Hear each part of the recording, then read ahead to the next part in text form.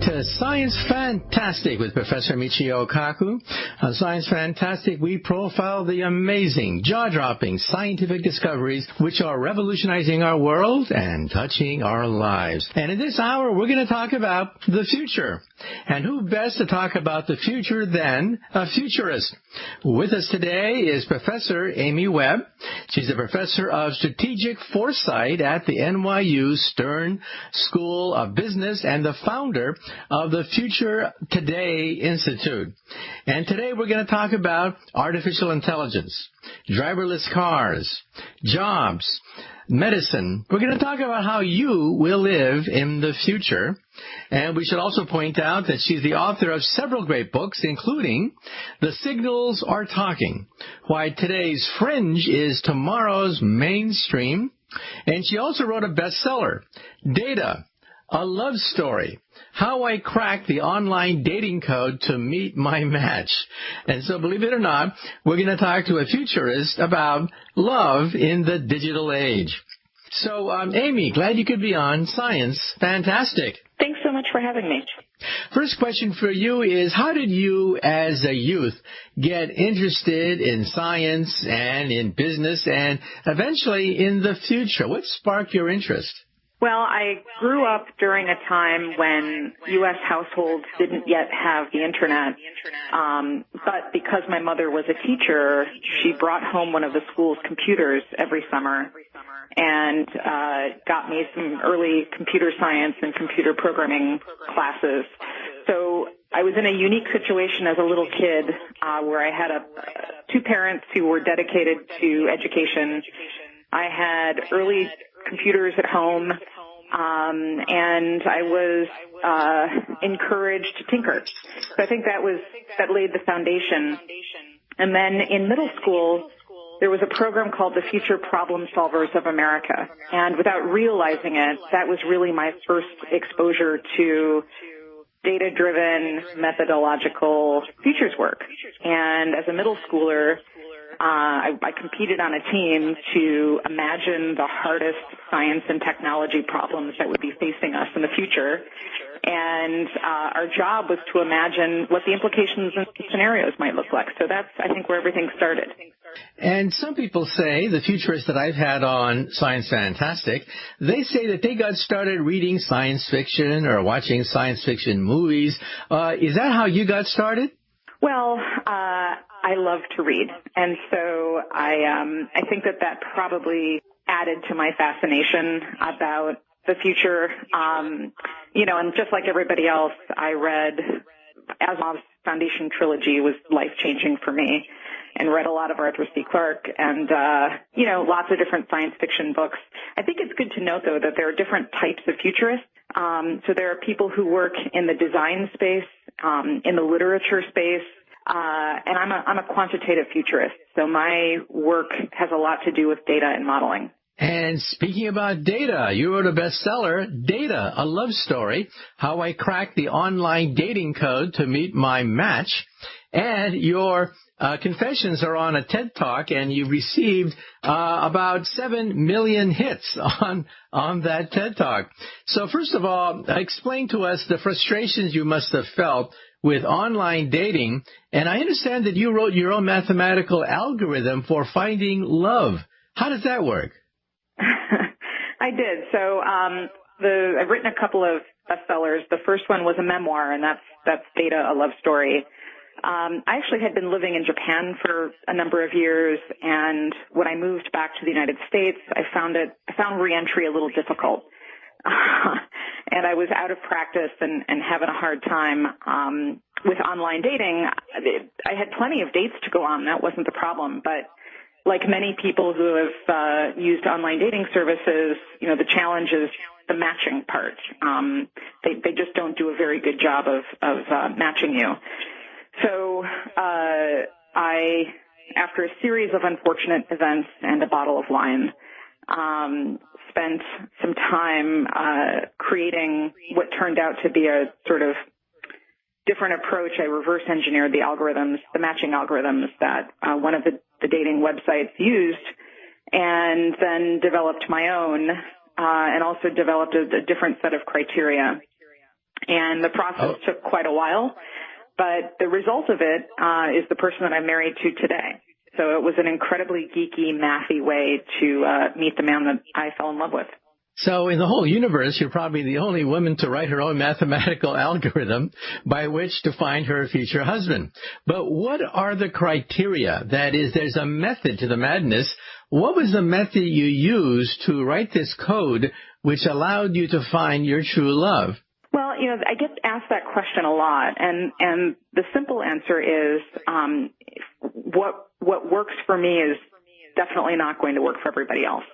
So the easiest way to understand this is if you go to the grocery store and let's say you're putting on a big dinner party, and your list for the grocery store simply says produce, meat, and bread.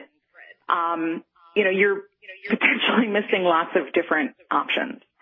I think when most people are dating, they approach dating either without a list or with a list that looks a lot like produce, meat, and bread. It occurred to me that the matching algorithms on all the websites were really geographically based, and they were also using really sort of meaningless questions like, do you like cats or dogs? And real life is much more complicated. So the process for me started with identifying every single possible variable, every single possible characteristic that I was looking for. And I wound up with a list of 73. But that's difficult. It's a lot of different variables. You get a lot of different combinations. The math gets a little tricky. So I came up with a series of a system to weight all of those different variables and assign them different values. And through that had sort of like a top 10 and then a second tier list of things that were very important to me.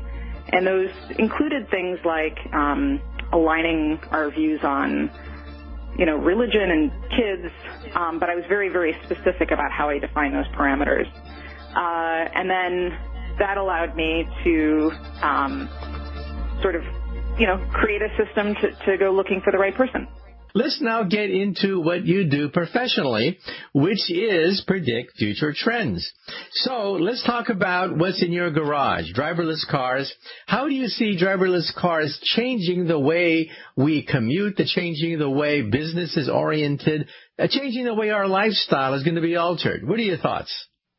Sure. So driverless car technology exists today, and some people may even have auto drive features available in the cars that they currently drive. So, for example, I drive a Tesla, and my Tesla has full autopilot functionality, and it has for a while.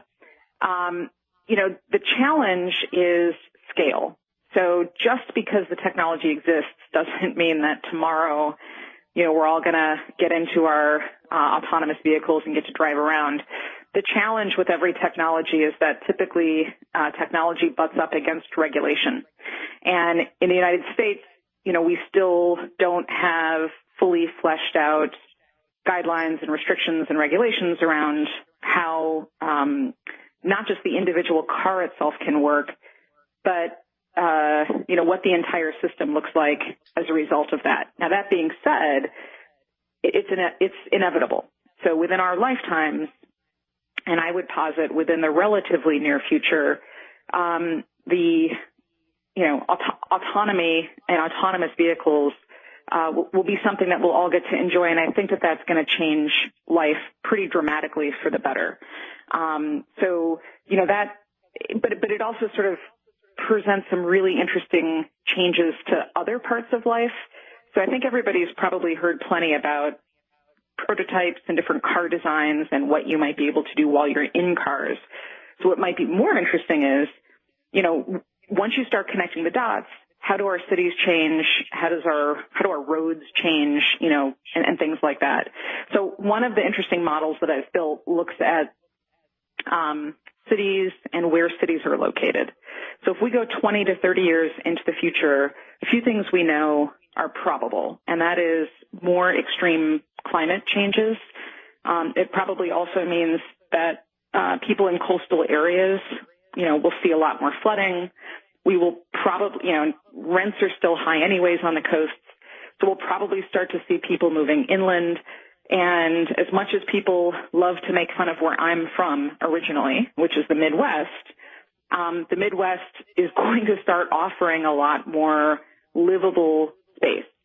Now, you might argue that, well, I don't want to be in a car driving around to get to work or to get to social events. And if I'm living in a smaller city in the Midwest, that's not going to be as fulfilling or exciting. And this is where changes in buildings come into play. Because if we have more and more autonomous vehicle services, that's not just about us driving from point A to point B. That's really about mobility and just getting around in general.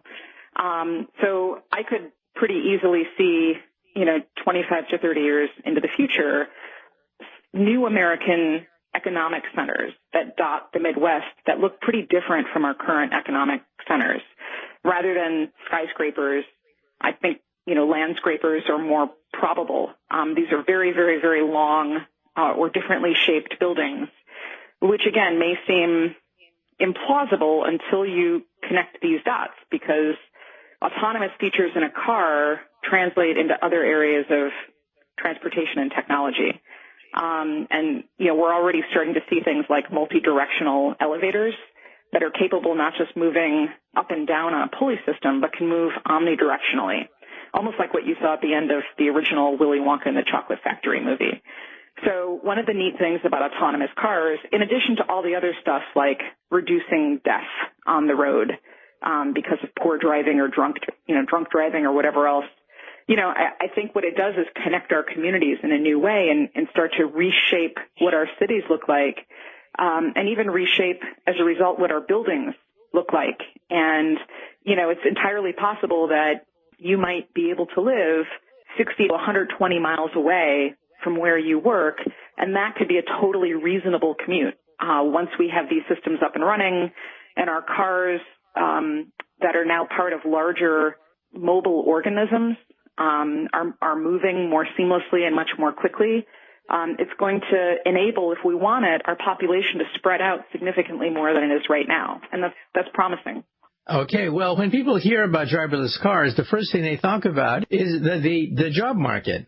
That is, what about professional drivers, truck drivers? Are they going to be laid off? What are your thoughts? Sure. This comes up a lot when we talk about automation and AI. And here's what I would say. As with every groundbreaking technology, there has always been technological unemployment. And you can trace that back for many, many hundreds of years throughout, many different revolutions and evolutions in technology, science, and business. So it's highly likely, even in America where we have very strong union presence, it's highly likely that we will see widespread technological unemployment in certain areas, one of which is the professional driver space. But also, the people who operate the adjacent vehicles that are part of that ecosystem, like forklift drivers, and people who work as merchant marines on ships, and that's all going to be upended at some point. However, we'll also need a whole bunch of, we'll have a whole bunch of jobs that have never needed to exist before. And that's always been the case. It's just difficult when you are part of the transition generation that's living through that change, and that's who we are. Okay. Well, let's take the job market one by one and analyze what happens when things become automated.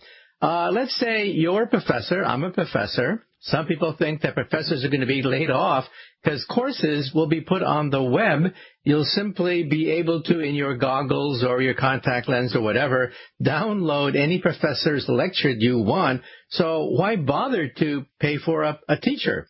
So what are your thoughts about the teaching profession? Sure. And we're already starting. I think that that's more about augmentation rather than obviating those jobs. So there are lots of new technologies and tools that are AI-powered that enable predictive learning. So especially in more challenging courses, this helps individuals learn at their own pace. So on the one hand, for reinforcement purposes, that's really useful. On the other hand, at the moment, what we know about how the brain works, it still looks like we respond best to one-on-one or human-to-human explanation, and that the retention is a little bit better. Now, the difference would be that some of these newer systems, as we go, as machine learning and deep learning algorithms get smarter, has to do with customization. So helping people learn in a way that makes much more sense to them. I think you and I were chatting last week, and I had mentioned to you that I fell in love with cosmology and took a couple classes in college, and then at some point it was just like the math got too hard. It's possible that the math just really, truly was too hard. It's also possible that maybe if I'd had a different teacher who explained it to me in a way that was easier for me to understand, that I might have stuck with it. It's hard to tell now. But I think that the tools that are coming are going to enhance some fields rather than, totally get rid of them. Another source of, maybe job-killing profession. Let's talk about Alexa and some of the chatbots that you can talk to. However, some people think that even though they're primitive today, in the future, they could replace entire professions. But what are your thoughts? Are we going to have a robo-doc or a robo-lawyer that you'll simply talk to and access all the legal information you need? Or will people still be in the loop? So that's a really interesting question, and it's timely because just a couple of days ago, IBM released publicly, it showed something called Debater, which is a very clever, interesting voice interface that I had a chance to play around with a couple years ago. And the idea behind Debater, the demonstration of Debater is that just like the Watson Jeopardy tournament that a lot of people watched, this was a human versus machine sort of competition, and it was done in front of a bunch of journalists. There was a really, really good, well-trained, award-winning debater that was a human that went up against IBM's system. And on the fly, IBM's system was, putting together arguments, refutations, questions, basically doing all the same things that this very smart, highly trained human debater was doing.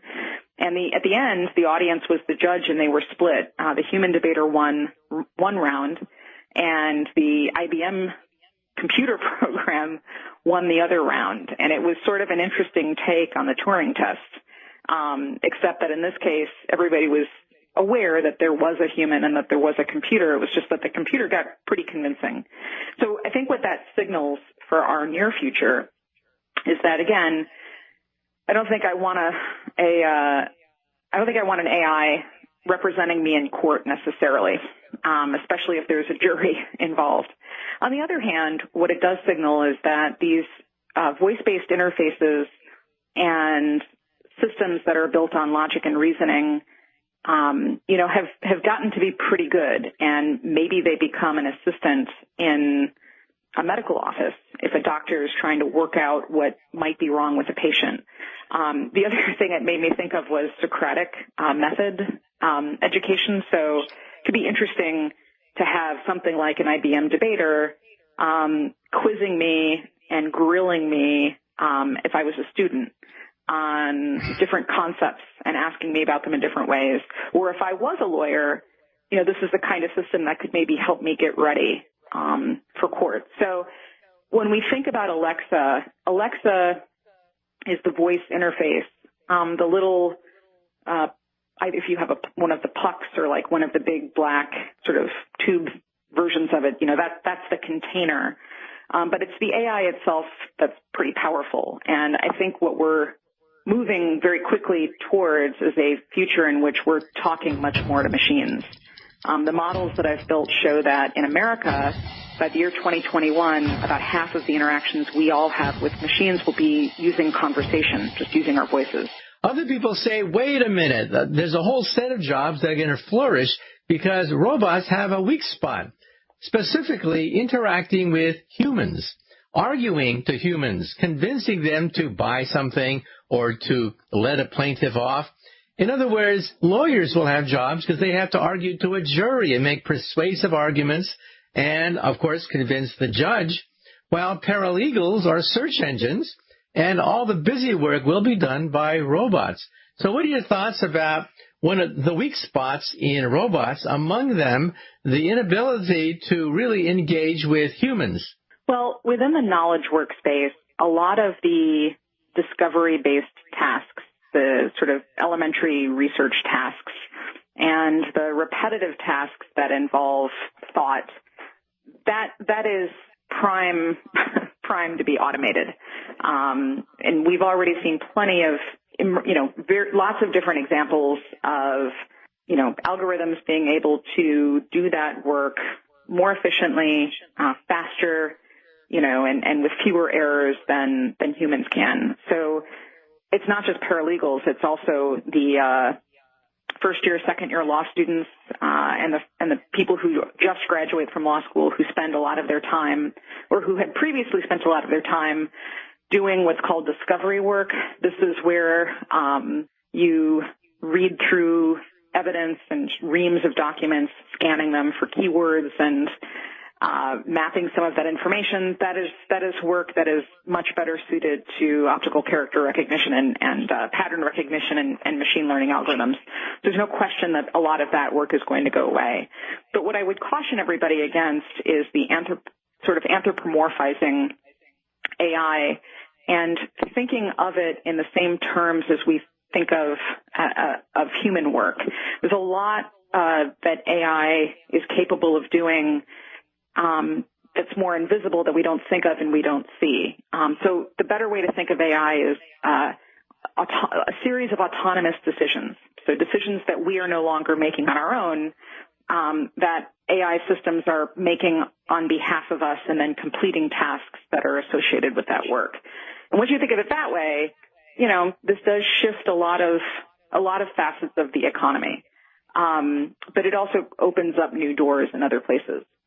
Okay, another set of jobs that some people think are going to be very difficult to be replaced by robots are jobs that involve semi-skilled laborers. For example, sanitation men. Every garbage is different. Robots cannot pick up garbage. Or fixing a broken toilet. No robot on the planet Earth can fix a broken toilet. Or for that matter, designing a garden.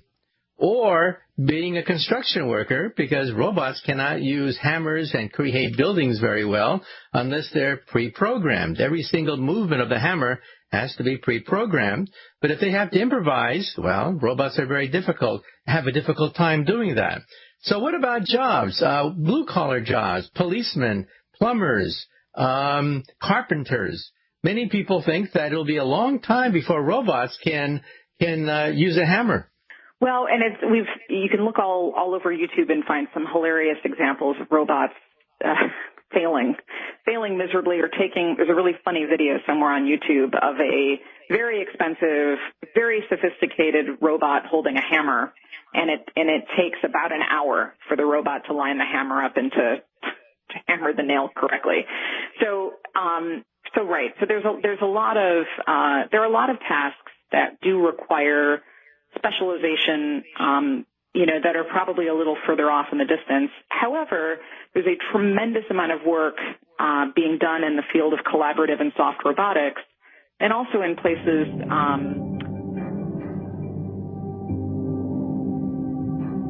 Okay, well, let's take another short commercial break.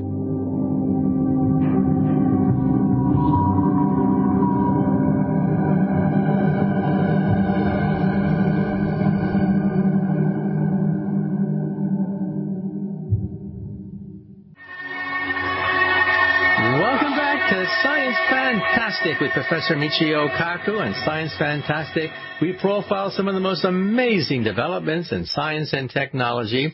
And with us today is Professor Amy Webb. She's a professor of strategic foresight at the NYU Stern School of Business.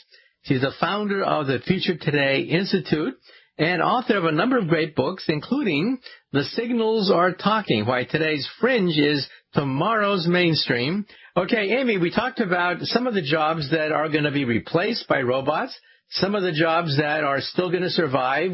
And let's now talk about creativity, innovation, writing a song, writing a novel, creating a new scientific theories.